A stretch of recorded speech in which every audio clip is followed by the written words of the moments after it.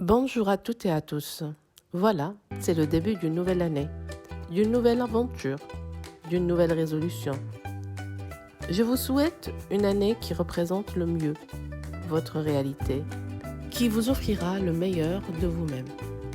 Bienvenue encore une fois dans l'univers des créatrices.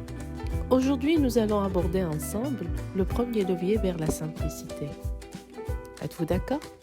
Allons-y.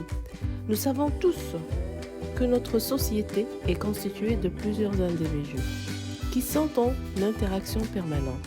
C'est évident, n'est-ce pas?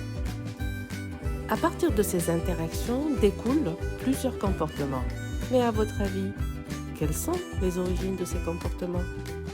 Allons-y ensemble découvrir la voie la plus simple, appelée communément la causalité linéaire. Examinons ensemble cette situation.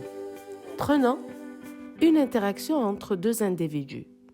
Le premier est considéré comme un émetteur et le second est considéré comme un interlocuteur.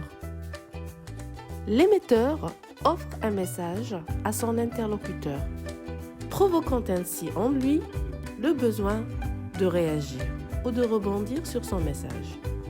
Donc, il y a eu cause, message, et effet, la réaction de l'interlocuteur.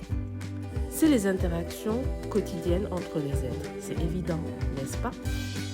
Pour bien s'approfondir et comprendre cette causalité, examinons ensemble cette histoire. Dans la vie, il y a aussi de belles histoires qui peuvent commencer. Ainsi, un beau matin, il se prépare à sortir. Il se fait beau. Il se dit qu'il est bien aimé.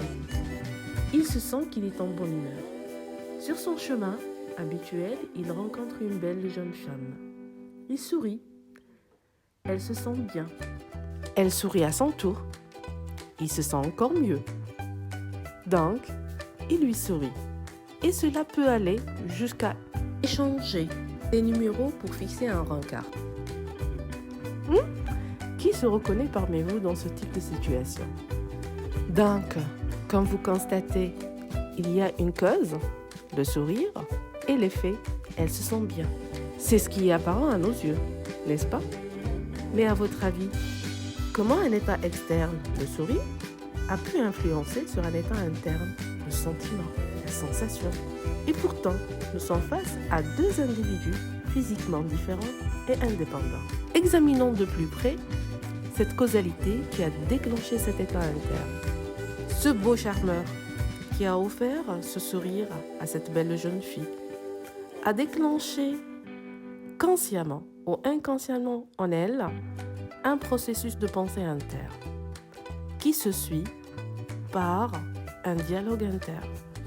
Comme « Je reçois ce sourire, donc je suis toujours attirante, je suis belle, je suis désirée, pourquoi pas, je suis aimée. » Ou même cela peut rappeler une ancienne expérience qui s'est bien passée.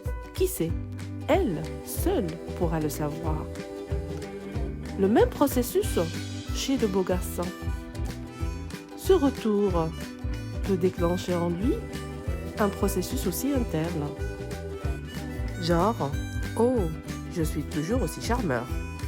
J'ai du charisme avec les femmes. Je suis bien aimée. Je suis viril. Je suis irrésistible. Ou tout simplement, ce sourire peut lui rappeler cette chaleur féminine offerte par sa maman dans le temps, ou d'une expérience dans le passé. Qui sait? Lui seul le sait aussi. Imaginons maintenant le cas contraire. Il pense qu'il est détesté par les femmes, ce qui lui donne légitimement le droit d'être en mauvaise humeur.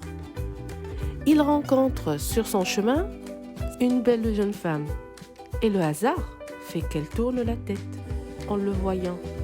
Donc, il se sent contrarié. Il se donne légitimement le droit de faire la tête, ce qui aggrave sa situation face à cette femme, ce qui crée en lui une suite logique d'événements qu'il justifie. Donc, nous constatons ici que ce langage interne a déclenché une boule de neige de pensée justifiant son comportement. C'est ce qu'on appelle de l'auto-validation. Ce qui est dommage, nous n'avons jamais été formés pour comprendre consciemment ce processus interne. La question d'aujourd'hui est comment éviter ce piège mental et éviter de baigner dans ces pensées négatives non basées. Comme dit Ibn Rumi, mon frère, tu es rien d'autre qu'une pensée. Tout le reste, c'est de la chair et des os. Si tu penses rose, tu seras un jardin de roses. Et si tu penses épine, tu seras un jardin de ronces. Donc, faisons très attention à nos pensées, car nous sommes ce que nous pensons. À la prochaine. Nahar Komzin.